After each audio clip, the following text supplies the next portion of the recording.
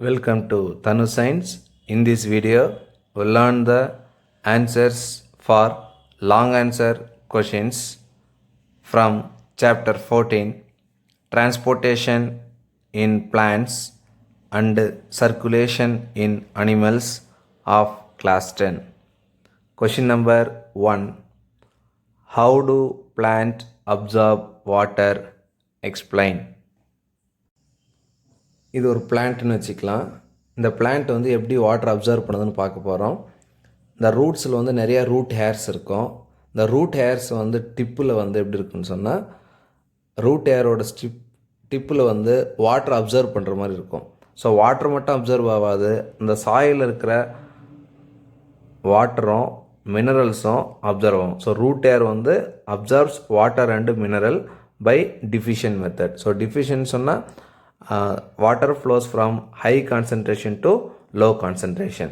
Soil வந்து high கான்சன்ட்ரேஷனாக இருக்கும், அதே மாதிரி இந்த ரூட் ஏரில் வந்து லோ கான்சன்ட்ரேஷனாக இருக்கும். So that water diffuse from soil to the root air. So the root air absorbs water and minerals by diffusion method. Next we will see the pathway of water absorbed by roots. Water from the root air moves to the cortical cells. அதாவது இந்த root ஏர்லேருந்து water வந்து root cortex செல்லுக்கு போகுது. அதுக்கப்புறம் சைலத்தை வந்து reach ஆகுது, xylem செல்ஸை reach ஆகுது. அந்த சைலத்திலிருந்து வாட்டர் வந்து ஃபஸ்ட்டு வந்து ஸ்டெம்முக்கு மூவ் ஆகுது. ஸோ ஸ்டெம்முக்கு மூவ் ஆகிட்டு நெக்ஸ்ட் வந்து லீஃபுக்கு போகுது. So water from the root hair moves to the root cortex cell or cortical cell by osmosis. So ஆஸ்மாசிஸ்ன்னு சொன்னால் through the membrane. So through the membrane அப்படின்னு சொன்னால் high concentration to the low concentration. So water from high concentration, water வந்து high கான்சன்ட்ரேஷன்லேருந்து low கான்சன்ட்ரேஷனுக்கு வந்து ஒரு membrane, ஒரு ஜவ்வு வழியாக போகிறதுனால ஆஸ்மாசிஸ் மெத்தட் சொல்கிறோம். ஸோ ஃபஸ்ட்டு மெத்தட் வந்து நம்ம பார்த்தா டிஃபிஷன் மெத்தட். ஸோ டிஃபிஷனுக்கு வந்து எந்த விதமான மெம்ப்ரெயினும் தேவையில்லை. ஆனால் இதில் வந்து என்னென்னு சொன்னால் வாட்டர் வந்து எப்படி மூவ் ஆகுதுன்னு சொன்னால் ஆஸ்மாசிஸ் மெத்தடில் வந்து மூவ் ஆகுது. எங்கேருந்து போகுதுன்னு சொன்னால் ரூட் ஏர்லேருந்து ரூட் கார்டெக்ஸ் போகுது, ரூட் கார்டெக்ஸ்லேருந்து சைலம் விசலுக்கு போகுது, அப்புறம் சைலம் விசலுக்கு போயிட்டு ஸ்டெம்முலேருந்து லீஃப்க்கு போகுது. ஸோ இது வந்து pathway of water absorbed by roots. இப்போ வாட்டர் ஒன்ஸ் அப்சர்வ் ஆகிடுச்சுன்னா ரூட் ஏர்லேருந்து 2 பாத்தில் வந்து ஃப்ளோ ஆகுது. ஸோ 2 பாத்தில் வந்து ஃபாலோ பண்ணுது. ஒரு பாத் வந்து அப்போப்ளாஸ்ட், another one is a symplast. இந்த அப்போப்ளாஸ்ட் பாத் வந்து movement of water occur exclusively through the intercellular space and the walls of the cells. அந்த செல் வால், இந்த செல் வால் வழியாக போகுது. அதுக்கப்புறம் இன்டர்செல்லார் ஸ்பேஸ் ஆஃப் த செல், அந்த செல் சுவர்களுக்கு இடைப்பட்ட இடைவெளியில் இது மூவ் ஆகுது. அதே மாதிரி இதில் எந்த விதமான செல் மெம்பரேனும் இன்வால்வ் ஆகிறது கிடையாது. ஏன்னா செல் மெம்பரேன்னு சொன்னால் இந்த எல்லோ கலரில் இருக்கிறதெல்லாம் செல் மெம்பரேன்னு சொல்லலாம். இதுக்குள்ளே செல்லுக்குள்ளே இருக்கிறதெல்லாம் செல் மெம்பரேன் அந்த மாதிரி இருக்கும். ஏன்னா அந்த செல் மெம்பரேனில் பாஸ் ஆகிறதில்ல. ஸோ இந்த apoplast pathway only follows through the cell wall and intercellular space of the cells. But symplast moves through the cell membrane. So the simplest movement will be very slow because here involves cell membrane. இது செல் membrane வழியாக போகிறதுனால இது வந்து ஸ்லோவாக போகும். ஆனால் அப்போப்ளாஸ்ட் வந்து கொஞ்சம் ஸ்பீடாக போயிடும். அதே மாதிரி இது அப்போப்ளாஸ்ட்டும் சரி சிம்ப்ளாஸ்ட்டும் சரி depend on the concentration gradient. So concentration கிரேடியன்ட்னு சொன்னால் ஹை கான்சன்ட்ரேஷன் டு லோ கான்சன்ட்ரேஷனுக்கு வந்து வாட்டர் வந்து ஃப்ளோ ஆகும். So we'll see how to write. There are millions of root hairs on the tip of the root which absorb water and minerals by diffusion. Root hairs are thin-walled, slender extension of epidermal cell that increase the surface area of absorption. இந்த root ஏரில் வந்து epidermal செல் வந்து ரொம்ப சின்னதாக இருக்கிறதுனால, தின்னாக இருக்கிறதுனால அந்த சர்ஃபேஸ் ஏரியா, அதாவது அப்சார்ப்ஷன் சர்ஃபேஸ் ஏரியா வந்து இன்க்ரீஸ் ஆகிருக்கும். Next pathway of water absorbed by roots. Water from the root hairs moves to the cortical cells by osmosis and then reaches the xylem. From there, the water is transported to the stem and leaves. Next part, types of movement of water into the root cells. Once water is absorbed by the root hairs, it can move deeper into root layers by two distinct pathways. So once on the root air la water absorb ஆயிடுச்சுன்னா அந்த deeper into root layers-ல two pathways வந்து follow பண்ணுது. So first path is apoplast pathway, second one is symplast pathway. In apoplast pathway, the movement of this movement of water occur exclusively through the intercellular space and the walls of the cells. It does not involve crossing the cell membrane. It is depend on the gradient. Next, symplast pathway. In this method, water molecules moves to the adjacent cells through the plasma membrane, cytoplasm and plasma desmata. This method of transport is slow as water moves through plasma membrane. So this transport will be slow because water moves through plasma membrane. It is in accordance to the concentration gradient. Question number 2. What is transpiration? Give the importance of transpiration. So this is small plant.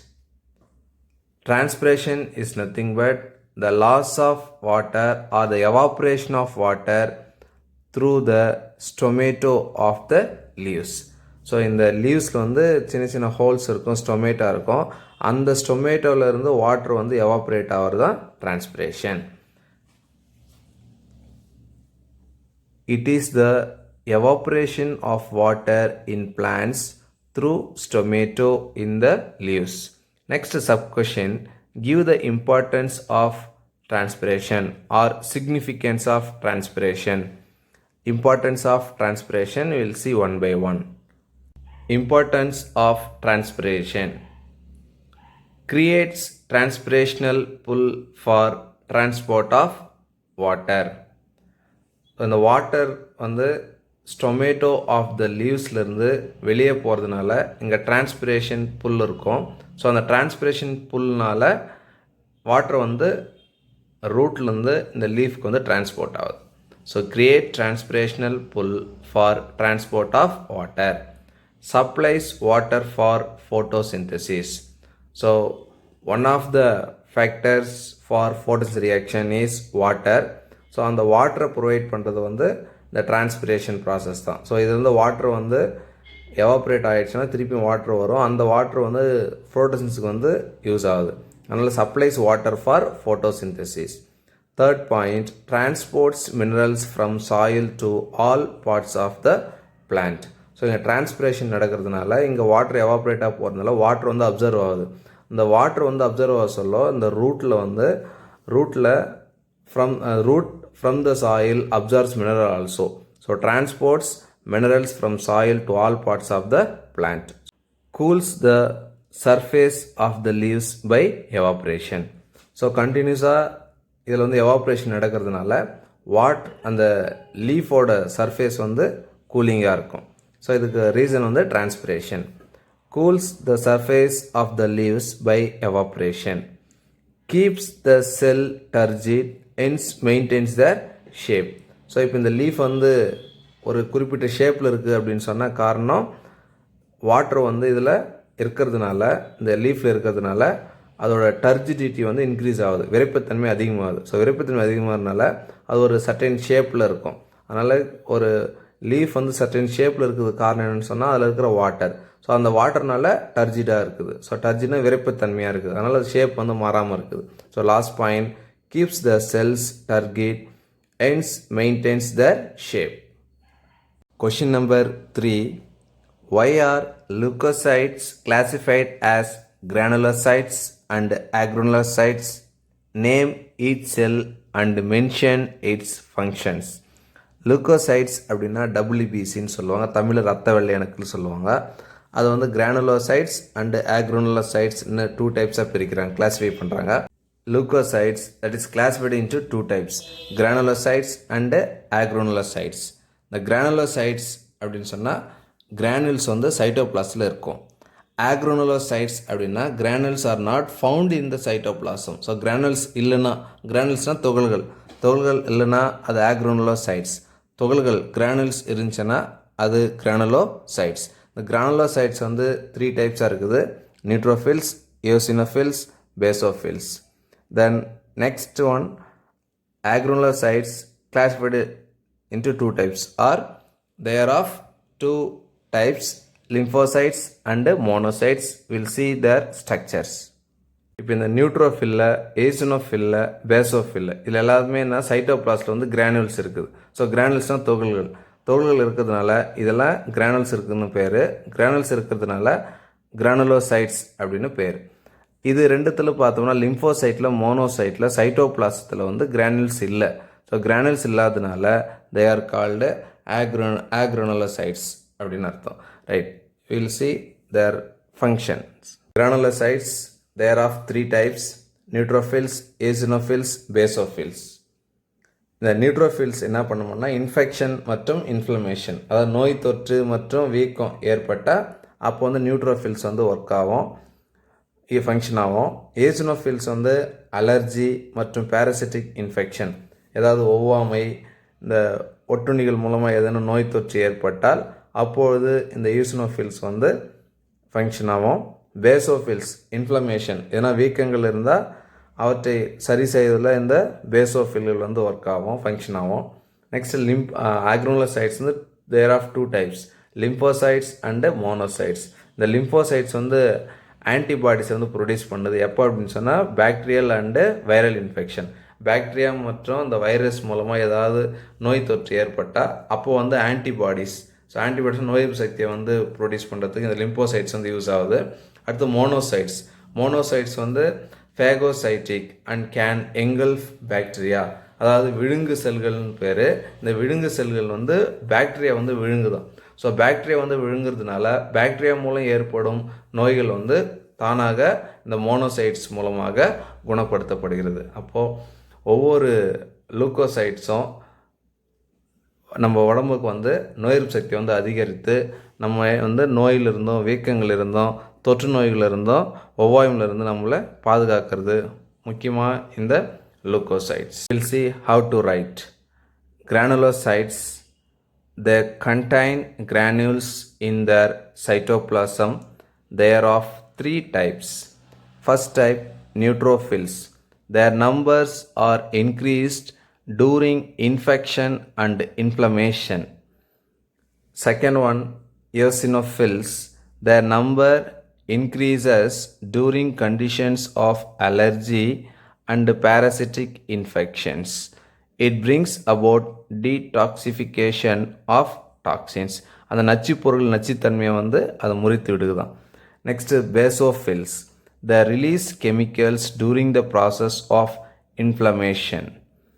Next, agranulocytes.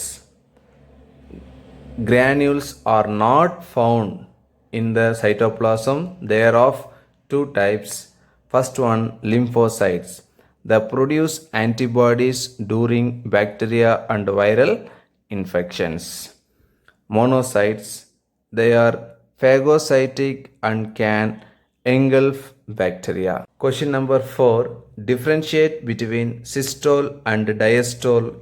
Explain the conduction of heartbeat. So, there are 2 sub-questions இருக்கு. First, we will see the systole and diastole differences. So, systole meaning is contracts, diastole meaning is relaxes. So, systole means heart contracts, diastole means heart relaxes. Systole has 2 processes. One is atrial systole and ventricular systole. So, atrial systole அப்படின்னா auricles or atrials வந்து contract ஆகும். Ventricular systole அப்படின்னு சொன்னால் அந்த ventricles வந்து ரெண்டுமே என்னன்னா systole சுருங்கும். அப்போ ஏட்ரியல் ஆரிக்கல்ஸ் சுருங்கும், அதுக்கப்புறம் வென்ட்ரிக்கலும் சுருங்கும், மொத்தமே சுருங்கும், நாலு அறைகளும், அதாவது 4 சேம்பரும். It has 2 process, atrial diastole, ventricular diastole. இந்த ஏட்ரியல் வந்து ரிலாக்ஸ் ஆகும், வென்ட்ரிகுலர் என்ன ரிலாக்ஸ் ஆகும். அப்போது இது வந்து அப்படியே ஆப்போசிட், இது ஃபுல்லாக கான்ட்ராக்ட் ஆகும், இது ஃபுல்லாக ரிலாக்ஸ் ஆகும். ஸோ அப்போது ரிலாக்ஸ் கான்ட்ராக்ட் ஆக சொல்ல சிஸ்டோலிக் பிளட் ப்ரெஷர் வந்து ஹையாக இருக்கும், that is 120 millimetre mercury at rest. Diastolic blood pressure 80 millimetre mercury at rest. So rest கண்டிஷனில் இந்த ப்ரெஷர் சொல்கிறோம் 120 millimetre mercury and 80 millimetre mercury.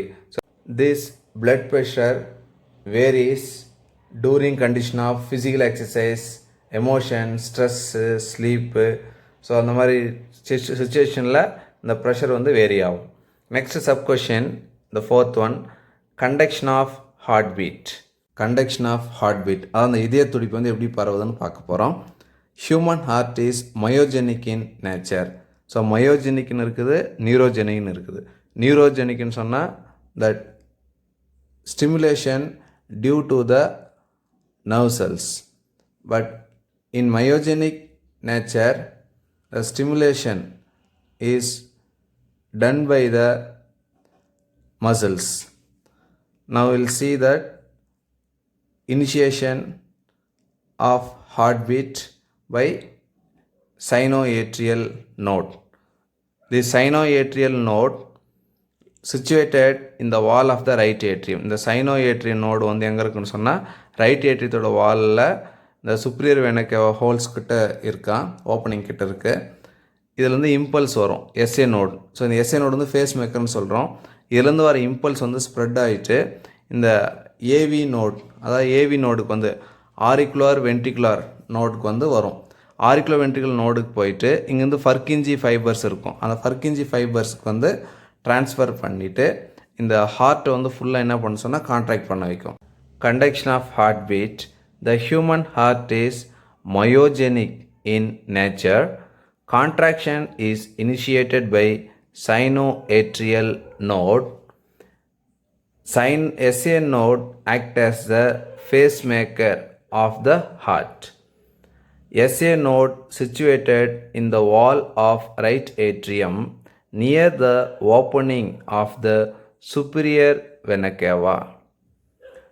The impulse from the SA node spreads as a wave of contraction over the right and left atrial wall, pushing the blood through the atrioventricular node to the ventricles via the AV bundle and the Purkinje fibers.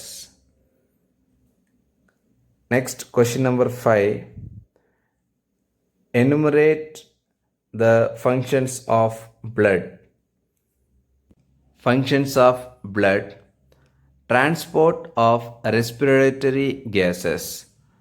So blood என்ன பண்ணு சொன்னால் respiratory case வந்து transport பண்ணுது ஒரு இடத்துலேருந்து ஒரு இடத்துக்கு. ஆக்சிஜனும் இந்த கார்பன் டை ஆக்சைடும் ரெஸ்பிரேட்டரி கேஸு, இதை டிரான்ஸ்போர்ட் பண்ணுறது பிளட்டு. நெக்ஸ்ட்டு ஃபங்க்ஷன் என்ன, transport of digested food materials to the different body cells. So இந்த டைஜஸ்டிவ் சிஸ்டமில் ப்ரொடியூஸ் ஆகிற அந்த ஃபுட்டை வந்து எல்லா செல்லுக்கு வந்து டிரான்ஸ்போர்ட் பண்ணுறது யாருன்னு சொன்னால் இந்த பிளட்டு தான். Next transport of hormones. So நம்ம பாடியில் இருக்கிற all the hormones transported by this blood. Next, transport of nitrogenous excretory products like ammonia, urea and uric acid. So இந்த ரத்தத்தில் வந்து யூரியா, யூரிக் ஆசிட், அம்மோனியா எல்லாமே கலந்துருக்கும்.